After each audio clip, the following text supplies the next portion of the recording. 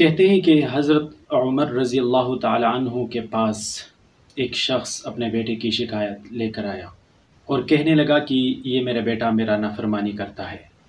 حضرت عمر رضی اللہ عنہ نے اس کے بیٹے کو بلایا اور کہا کہ کیا تمہیں خدا کا خوف اور ڈر نہیں ہے؟ والد صاحب کا یہ حق اور یہ حق آپ یہ حق تلفی کیوں کرتے ہیں؟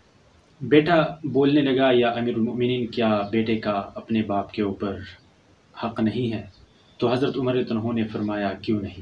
اس کا حق ہے کہ اس کا باپ کسی گھٹیا عورت سے نکاح نہ کرے، شادی نہ کرے، تاکہ بیٹے کو اس کی ماں کی وجہ سے شرمندگی نہ اٹھانی پڑے، اور یہ کہ اس کا نام اچھا رکھے اور قرآن پاک کی تعلیم دلائے۔ لڑکا کہنے لگا، خدا کی قسم، اس نے میری ماں کا انتخاب اچھے خاندان سے نہیں کیا، بلکہ ایک باندی سے شادی کی جس کو 400 درہم میں خرید کر لایا تھا، اور نہ اس نے میرا نام اچھا رکھا، میرا نام جغل، جس کا مطلب ہے گندگی کا کیڑا، تجویز کیا، اور کتاب اللہ کی ایک آیت بھی مجھے نہیں سکھائی۔ حضرت عمر رضی اللہ عنہ باپ کی طرف متوجہ ہوئے اور فرمانے لگے، تو کہتا ہے میرا بیٹا میرے حق تلفی کرتا ہے، اور واقع یہ ہے کہ اس کے حق تلفی کرنے سے پہلے آپ نے اس کے حقوق ضائع کر رکھے ہیں، بس اٹھ جاؤ یہاں سے۔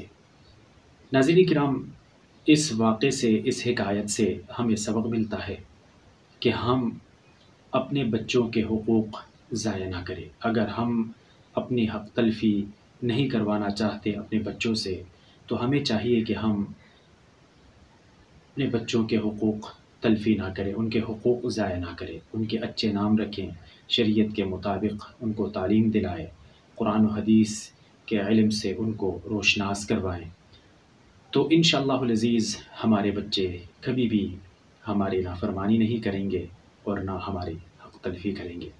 اللہ تعالی ہم سب کو اپنے بچوں کی شریعت کے مطابق بہترین تربیت کرنے کی اور پرورش کرنے کی توفیق عطا فرمائے، آمین ثم آمین۔